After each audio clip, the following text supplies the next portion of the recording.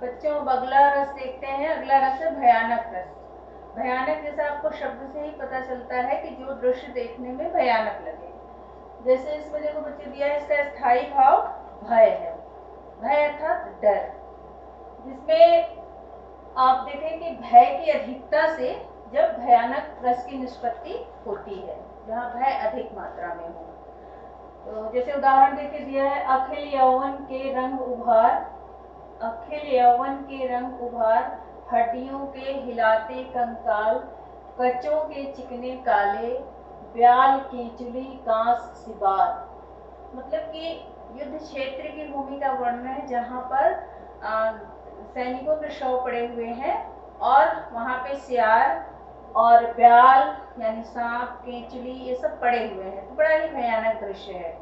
इस तरह एक और उदाहरण है भयानक रस का, एक ओर अजगरही लखी, एक ओर मृगराय, अबिकल बटोही बीच ही परयो मूर्छा खाए।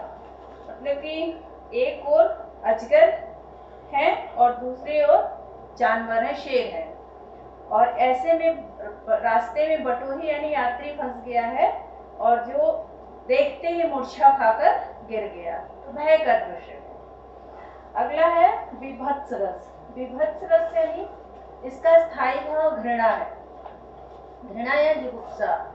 तो जिस दृश्य को देख करके मन में घृणा के भाव जगे।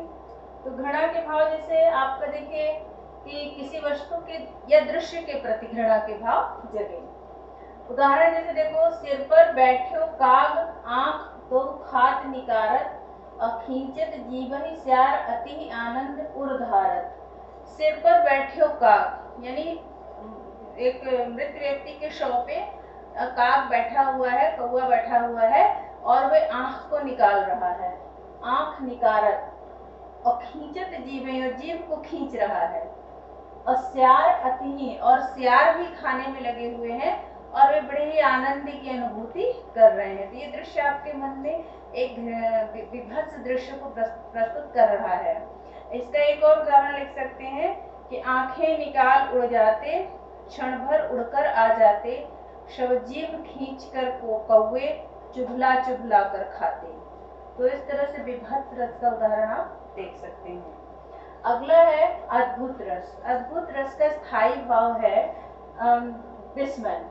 विस्मय यानी आश्चर्य, मतलब जिस चीज को देख करके आपके मन में आश्चर्य के भाव प्रकट हो। अब जैसे देखो इसमें जिन वस्तुओं या दृश्यों का वर्णन सुनकर विस्मय का भाव जगे। अब जैसे श्री कृष्ण के मुख में अखिल ब्रह्मांड को देख करके माता चकित हो गई, उसी का वर्णन है इसमें कि देव यशोदा शिशु के मुख में सकल विश्व की माया, क्षण भर को वह बनी अचेतन, अहिल न सकी कोमल काया। मतलब वो इतनी ज्यादा उनको आश्चर्य हुआ, इतना अधिक आश्चर्य हुआ कि वो अचेतन अवस्था में चली गई। अद्भुत रस का और इसी की तरह मिलता जुलता है, अखिल हुवन चर अचर सब हरिमुख में लखी मातु, अचकित भई गदगद वचन विकसति दृग पुलकात। फिर अगला है शांत रस। शांत रस का स्थायी भाव है निर्वेद। निर्वेद यानी जहाँ जब चित्त बहुत ही शांत अवस्था में हो और संसार के प्रति मन में वैराग्य के भाव हो। जैसे आप सुनते होंगे सूरदास का पधे मेरो अनत कहाँ सुख पावे, जैसे उड़ जहाज को पंछी पुनि जहाज पर आवे। मतलब मन जो है बड़ा ही अस्थिर है, वो बिना ईश्वर के स्मरण के स्थिर नहीं रह सकता। तो सूरदास जी कहते हैं कि उनका मन कहीं भी अन्यत्र कहीं भी सुख नहीं पा सकता है।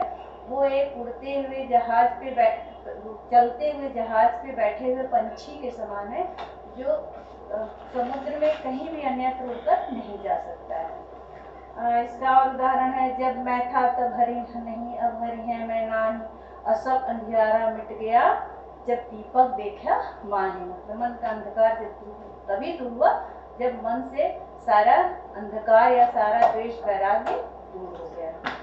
आगे जो वात्सल्य रस। वात्सल्य रस का देखिए, वात्सल्य रस यानी इसका जो भाव है, इसका स्थायी भाव है वो वत्सल है।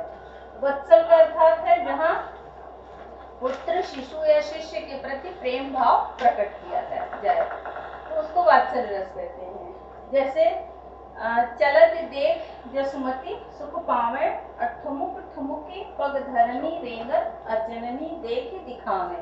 तो श्री कृष्ण के रूप सौंदर्य का वर्णन है कि वो बहुत ही छोटे हैं, तो वो जब चल रहे हैं तो यशोदा उनको देख करके बड़ी ही प्रसन्न हो रही है, ठुमुक ठुमुक से चल रहे हैं, बहुत प्रसन्न हो रही है, बहुत खुश हो रही है और माता की प्रसन्नता दिख रही है।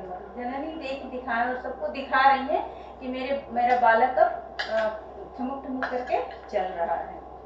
इसका और एक उदाहरण है जैसे कि बाल दशा मुख निरख यशोदा, पुनि पुनि नंद बुलावती, अचरा तरिले ढाक सूर के प्रभु को दूध पियावती।